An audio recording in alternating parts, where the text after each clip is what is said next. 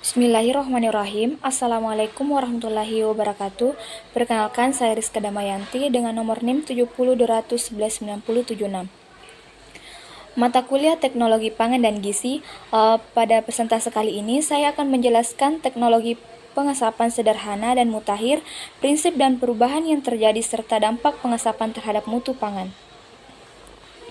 Adapun subpembahasan yaitu yang pertama menjelaskan teknologi pangan dan gizi dalam pandangan Al-Quran maupun hadis.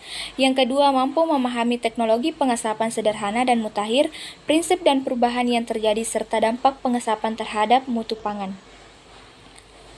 Sebelum saya masuk di subpembahasan, di sini saya akan menjelaskan sedikit apa itu teknologi pangan dan gizi. Ilmu pangan adalah ilmu yang mempelajari nilai gizi, zat kimia, aspek mikrobiologi, kimia, serta aspek teknis dari pangan. Sedangkan bidang ilmu teknologi pangan dan gizi adalah bidang ilmu yang mempelajari penerapan sains di bidang pangan dan gizi untuk menciptakan berbagai produk baru sehingga mendapatkan manfaat gizi untuk kesehatan. Subpembahasan yang pertama yaitu teknologi pangan dan gizi dalam Al-Quran maupun hadis.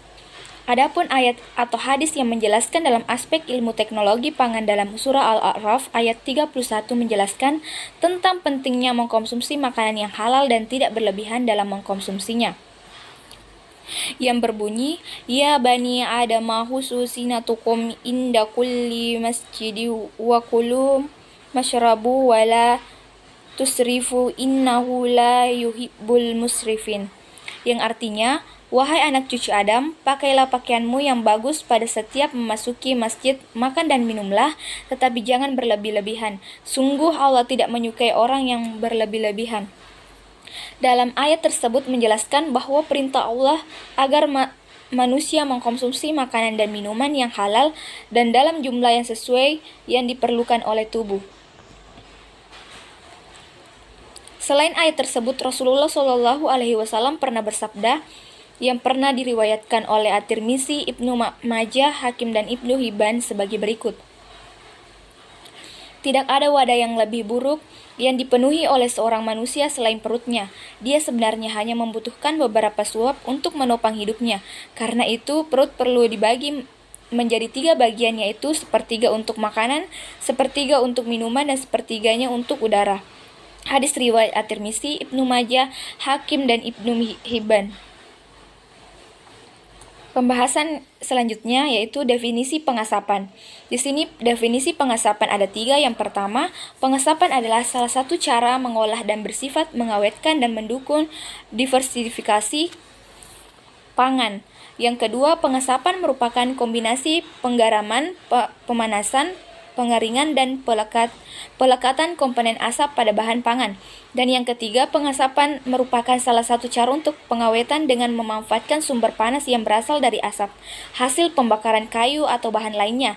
Proses pengawetan memanfaatkan bahan-bahan alam yang memberikan rasa dan aroma yang khas. Selanjutnya, adapun prinsip pengasapan, proses di mana molekul larut air dan larut lemak, uap dan partikel lain dilepaskan dari kayu yang terbakar dan masuk dalam makanan. Makanan menyerap aroma asap, sementara asap mengeringkan makanan dan memperbaiki cita rasa. Adapun keuntungan dan kerugian dalam pengasapan. Keuntungan yang pertama, pengasapan dapat menjadikan pertumbuhan bakteri-bakteri pembusuk makanan terhambat. Yang kedua, rupa makanan yang diawetkan dengan proses pengasapan akan menjadi mengkilap. Yang ketiga, warna makanan menjadi lebih indah, di mana setelah pengasapan, warna makanan menjadi kuning emas hingga kecoklatan. Yang keempat, makanan yang diawetkan dengan proses pengasapan memiliki cita rasa yang khas, enak dan tentunya berbeda daripada makanan yang diawetkan dengan proses-proses pengawetan lainnya. Dan adapun kerugiannya, yang pertama, walaupun teknik pengasapan dapat menghambat pertumbuhan bakteri-bakteri pembusuk makanan, namun teknik pengasapan tidak dapat menghambat kelangsungan hidup dari spora bakteri. Yang kedua, asap mengandung beberapa bahan kimia yang bersifat karsinogenik. Yang ketiga, teknik pengasapan pada makanan dapat merusak kandungan gizi seperti protein, vitamin B kompleks, niacin, tiamin, dan riboflamin. Yang keempat, untuk mendapatkan proses pengasapan yang sempurna diperlukan waktu yang cukup lama. Yang kelima, apabila proses pengasapan dilakukan pada suhu rendah dalam waktu yang lama, maka tekstur makanan yang diasapi, terutama daging-dagingan, akan berubah menjadi keras. Dan yang terakhir, daging yang terlanjur menjadi sangat keras perlu dilakukan proses rehidrasi sehingga makanan baru dapat dikonsumsi. Selanjutnya, perubahan yang terjadi setelah pengasapan. Hasil uji organoleptik menunjukkan nilai sensori ikan asap dengan metode asap cair lebih tinggi dibandingkan dengan asap cair dengan metode tradisional.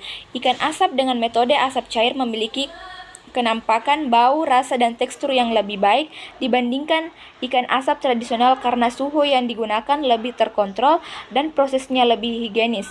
Pada pengasapan tradisional, kemampuan ikan asap relatif lebih gelap karena adanya pemanasan langsung pada saat proses pengasapan.